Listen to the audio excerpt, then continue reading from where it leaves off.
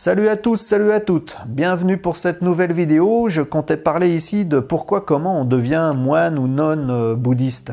Le vrai féminin de nonne, ce serait plutôt monial pour les puristes, mais par convention, par facilité, je vais dire plutôt moine et nonne bouddhiste, mais ça vaut, je pense, pour toutes les traditions chrétiennes, etc. Forcément, ce n'est pas anodin de devenir moine ou nonne, mais on va pas faire une généralité parce que justement, je pense qu'il n'y en a pas. Quand on aspire à être ordonné moine ou nonne, ça répond à toute une aspiration profonde, une vocation profonde qui est en relation avec tout un cheminement, toute une progression, tout un parcours, une expérience initiatique dont on ne connaît même pas vraiment tous les aboutissants et toute la durée. Ça s'est forgé karmiquement, je pense, sur le temps.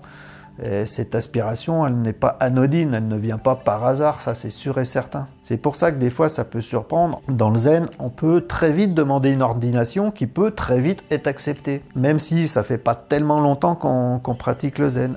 Mais parce que le fait de demander l'ordination, c'est loin d'être anodin, c'est-à-dire qu'en fait, il y a certainement quelque chose en profondeur qui vient nous chercher, qui fait naître cette aspiration profonde, cette Bodhaishin très puissante, l'esprit d'éveil, et qui nous pousse à demander cette ordination. C'est pas venu par hasard comme ça en 6 mois.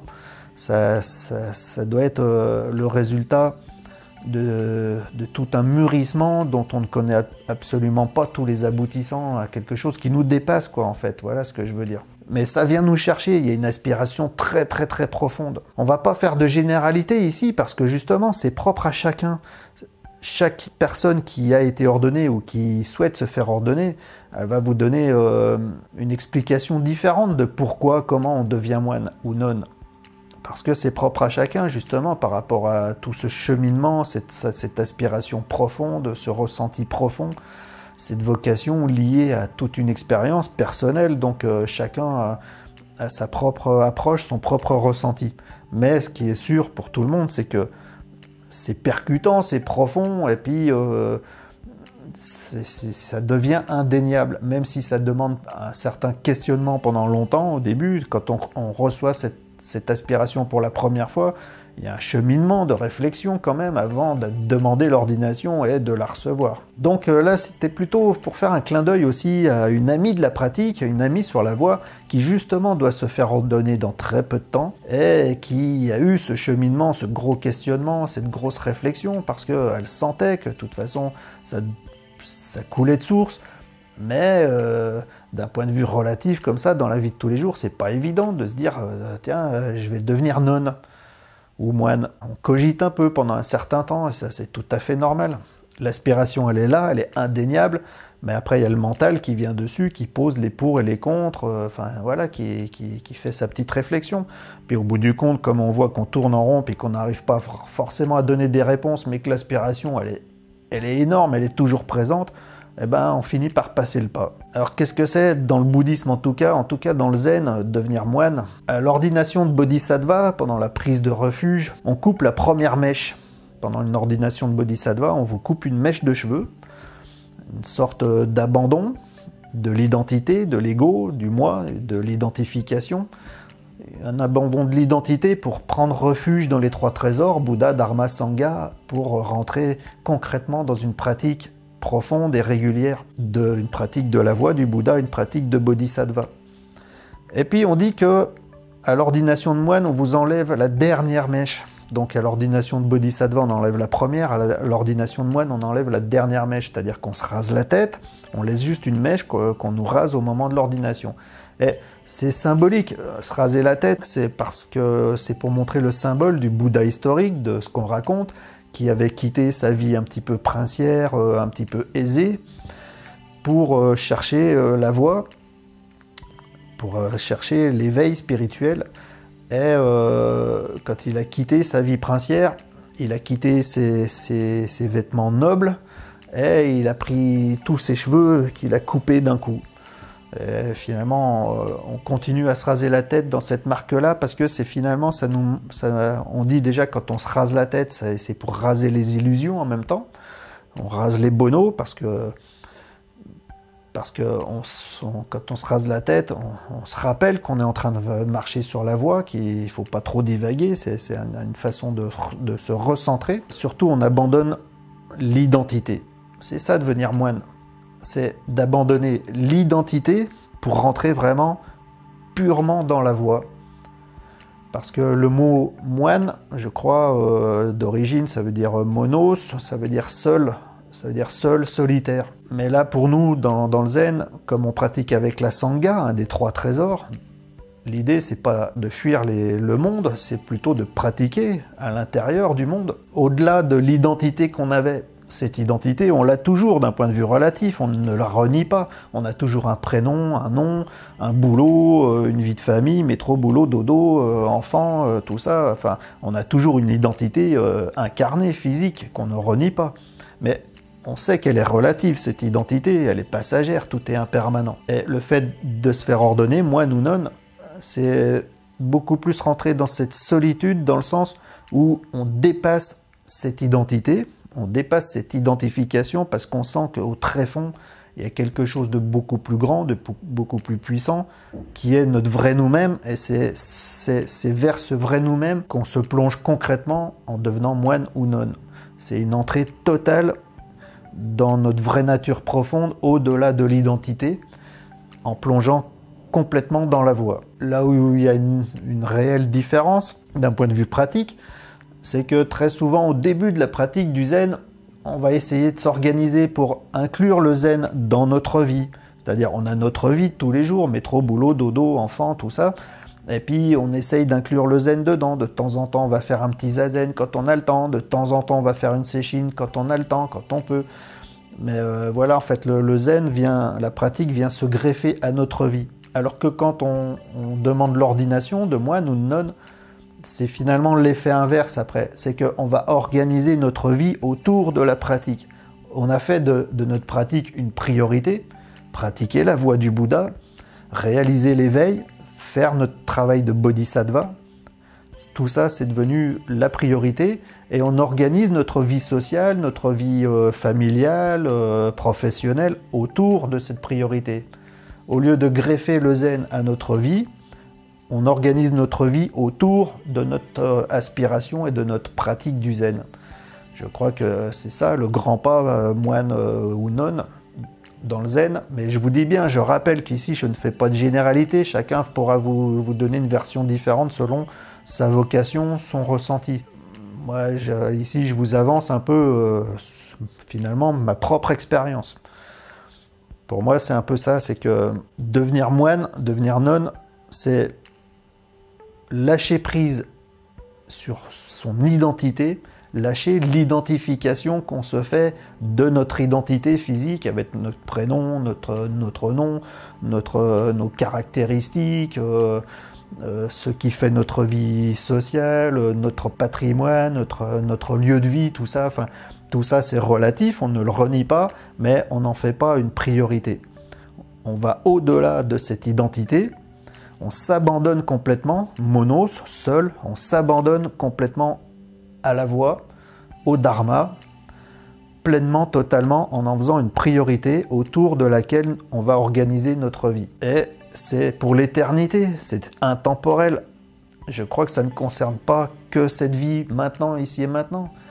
En fait, de recevoir l'ordination de moine et de nonne, c'est une nouvelle naissance vers quelque chose de complètement illimité, autant dans l'espace que dans le temps finalement. On s'unifie de façon mono, solitaire, on s'unifie à la totalité, à l'univers, le dharma, le Bouddha. Bouddha, dharma, sangha. On devient tout ça bien plus en profondeur, bien plus au-delà de notre propre petite identité à laquelle on avait tendance à toujours s'identifier justement. En tout cas, c'est l'aspiration qu'on a et c'est la pratique que l'on a. Parce que être ordonné, ça ne veut pas dire être arrivé. Surtout pas. Être ordonné, au contraire, ça veut dire commencer.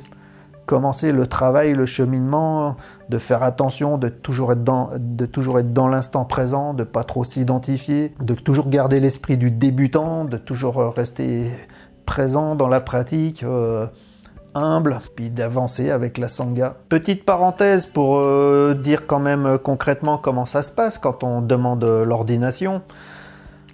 C'est que en fait vous pratiquez déjà depuis un certain temps, que vous êtes un peu connu dans la Sangha, que vous-même vous connaissez déjà un maître ou des maîtres. Enfin, en tout cas, vous connaissez quelqu'un qui est susceptible de pouvoir vous donner l'ordination de moine ou de nonne.